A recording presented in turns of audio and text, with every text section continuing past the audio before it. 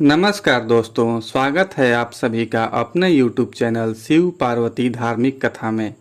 दोस्तों, भाद्रपद मास की शुक्ल पक्ष की एकादशी तिथि को परिवर्तनी एकादशी कहते हैं। इस दिन भगवान विष्णु के वामन अवतार की पूजा करते हैं। धार्मिक मान्यता के अनुसार आज भगवान विष्णु करवट बदलते हैं, इसलिए इसे परिवर्तनी एकादशी कहते हैं।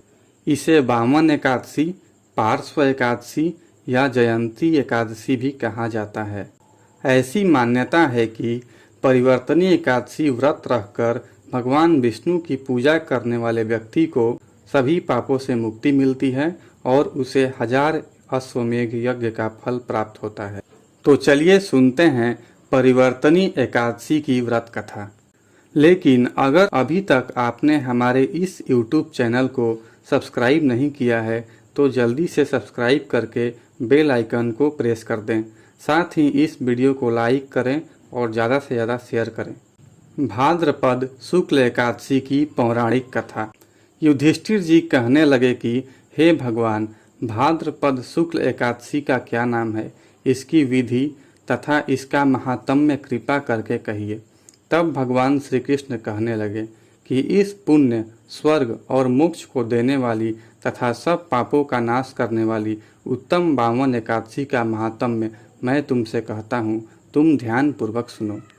यह एकादशी पद्मा एकादशी, परिवर्तनी एकादशी और जयंती एकादशी भी कहलाती है। इसका व्रत करने से वाजपेय यज्ञ का फल मिलता है। पापियों के पाप नाश करने के लिए इससे बढ़कर कोई उपाय नहीं। जो मनुष्य इस एकादशी के दिन मेरी वामन रूप की पूजा करता है, उससे तीनों लोग पूज्य होते हैं। अतः मोक्ष की इच्छा करने वाले मनुष्य इस व्रत को अवश्य करें। जो कमल नयन भगवान का कमल से पूजन करते हैं, वे अवश्य भगवान के समीप जाते हैं। जिसने भाद्रपद शुक्ल एकादशी को व्रत और पूजन किया, उसे ब्रह्मा, विष्णु सहित तीनों लोकों का पूजन किया। अतः हरिवासर अर्थात एकादशी का व्रत अवश्य करना चाहिए। इस दिन भगवान करवट लेते हैं, इसलिए इसको परिवर्तनी एकादशी भी कहते हैं। भगवान के वचन सुनकर युधिष्ठिर बोले कि भगवान, मुझे अति संदेह हो रहा है कि आप किस प्रकार सोते और करवट लेते हैं तथा किस तरह राजा बलि को बांधा और वामन रूप रखकर क्या क्या लीलाएं की। चतुर्मास के व्रत की क्या विधि है तथा आपके शयन करने पर मनुष्य का क्या कर्तव्य है, सो आप मुझसे विस्तार से बताइए। श्री कृष्ण कहने लगे कि हे राजन, अब आप सब पापों को नष्ट करने वाली कथा का श्रवण करें। त्रेता युग में बलि नामक एक दैत्य था। वह मेरा परम भक्त था। विविध प्रकार के वेद सूक्तों से मेरा पूजन किया करता था और नित्य ही ब्राह्मणों का पूजन तथा यज्ञ के आयोजन करता था। लेकिन इंद्र से द्वेष के कारण उसने इंद्रलोक तथा सभी देवताओं को जीत लिया। इस कारण सभी देवता एकत्र होकर सोच विचार कर भगवान के पास गए। बृहस्पति सहित इंद्र आदि देवता प्रभु के निकट जाकर और नतमस्तक होकर वेद मंत्रों द्वारा भगवान का पूजन और स्तुति करने लगे। अतः मैंने वामन रूप धारण करके 5वां अवतार लिया और फिर अत्यंत तेजस्वी रूप से राजा बलि को जीत लिया। इतनी वार्ता सुनकर राजा युधिष्ठिर बोले कि हे जनार्दन, आपने वामन रूप धारण करके उस महाबली दैत्य को किस प्रकार जीता। श्री कृष्ण कहने लगे, मैंने बलि से 3 पग भूमि की याचना करते हुए कहा, ये मुझको 3 लोक के समान है और हे राजन, यह तुमको अवश्य ही देनी होगी।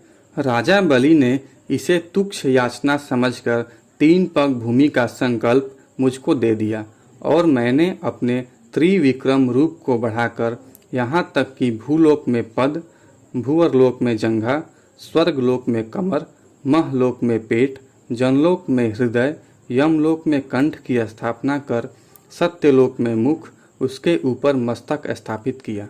सूर्य, चंद्रमा आदि सब ग्रह गण, योग, नक्षत्र, इंद्र आदि देवता और शेष आदि सब नाग गणों ने विविध प्रकार से वेद सूक्तों से प्रार्थना की।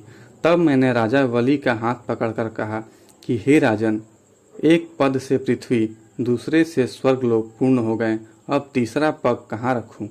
तब बलि ने अपना सिर झुका लिया और मैंने अपना पैर उसके मस्तक पर रख दिया, जिससे मेरा वह भक्त पाताल को चला गया।